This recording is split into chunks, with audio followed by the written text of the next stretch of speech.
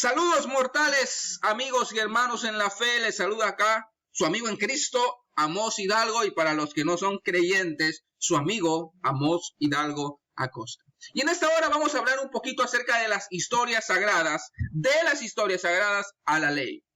¿Cómo es que se termina la Torá? ¿Cómo se llega a ella?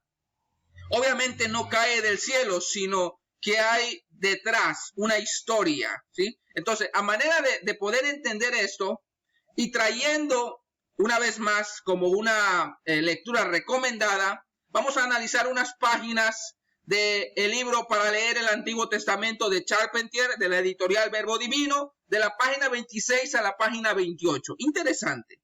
Así que vamos para allá, vamos a sumergirnos en la historia. Hablemos del reino unificado, David y Salomón. Hacia el año 1000, David toma Jerusalén y la convierte en capital de un reino que agrupa a las tribus del sur y las del norte. Salomón, hijo de David, se encarga de organizar el reino. El reino está unificado, hay una tierra, hay un rey, hay un templo, tienen identidad, están consolidados, están unidos. Cuando muere Salomón en el año 933, el reino se divide en dos. En el sur, Judá con la capital Jerusalén, y en el norte, Israel con la capital en Samaria. Ahora ya está dividido el reino del norte y el reino del sur. ¿Qué pasa en el reino del sur? El reino de Judá permanece fiel a la dinastía de David. El rey da unicidad a la nación y la representa ante Dios, aquel Dios que habita en medio de su pueblo en el templo. Esto es interesante. Las tradiciones que empezaron bajo el reinado de David y Salomón, ¿cuáles tradiciones? Recordemos que la Torá o la ley recoge tradiciones que primeramente vienen de la tradición oral y que después terminarán puestas por escrito. Tradiciones que traen la historia de los patriarcas, la historia del Éxodo, dirigidos por Moisés, todo eso se empieza poco a poco a poner por escrito. Estas tradiciones ya puestas por escrito en el reino del sur se les llamará historia sagrada judea o Jota, o también tradición yavista. Allí predican los profetas Isaías y Miqueas.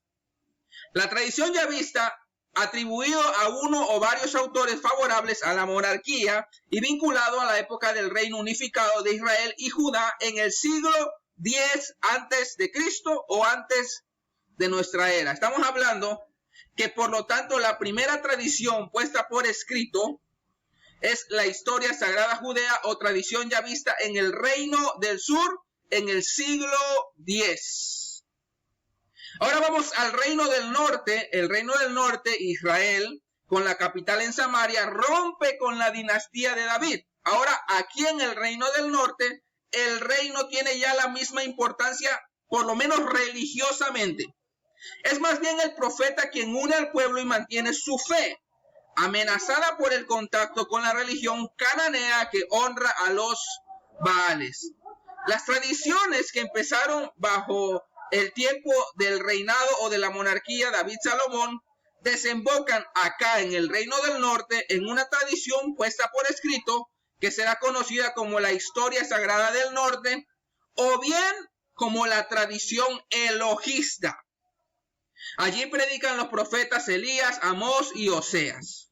La tradición elogista, compuesto en el siglo IX, es decir, que aproximadamente 100 años o un siglo después de la tradición yavista del reino del sur. La tradición elogista, compuesta en el siglo IX, estos documentos se fusionan en el siglo VIII, un siglo después, para formar un conjunto yehovista.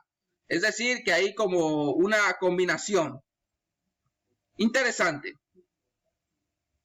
Ahora hablemos de la tradición deuteronomista y seguimos en el reino del norte.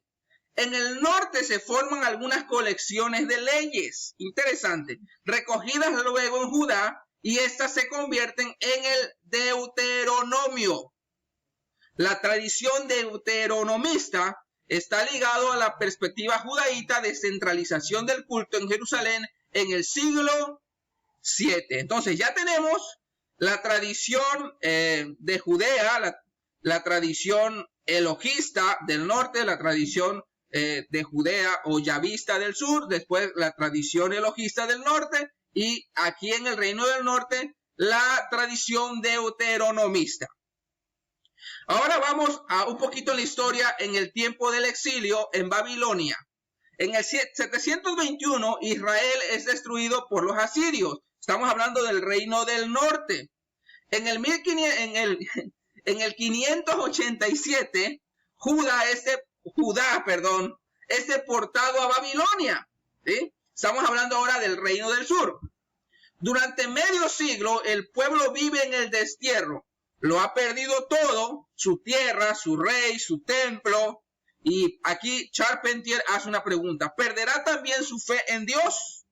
Algunos profetas como Ezequiel y un discípulo de Isaías reaniman su esperanza. Los sacerdotes le hacen releer una vez más sus tradiciones, las tradiciones que ya hemos venido contando, ¿verdad? Para encontrar en ellas un sentido a sus sufrimientos. Esto desemboca en la historia sagrada sacerdotal. Es decir, que después del exilio aparece la tradición sacerdotal a manera de como fruto de una relectura de las tradiciones sagradas pasadas. Es decir, la yavista, la elohista y la deuteronomista. La tradición sacerdotal data del exilio o del final del exilio.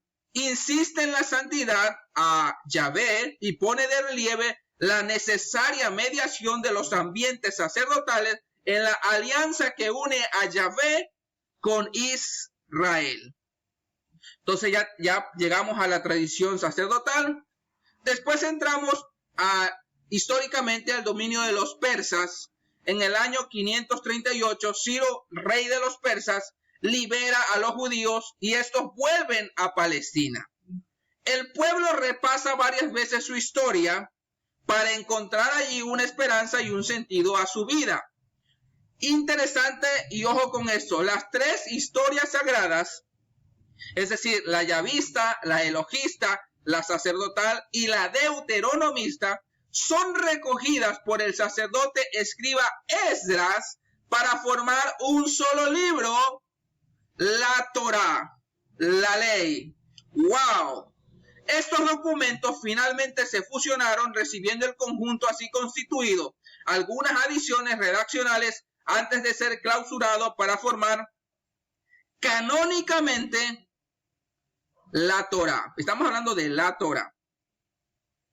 Bueno, la bibliografía utilicé aquí como primera fuente para leer el Antiguo Testamento de Etienne Charpentier del editorial Verbo Divino, pero también me apoyé en el cuadernillo 131 Arqueología, Biblia, Historia de editorial Verbo Divino.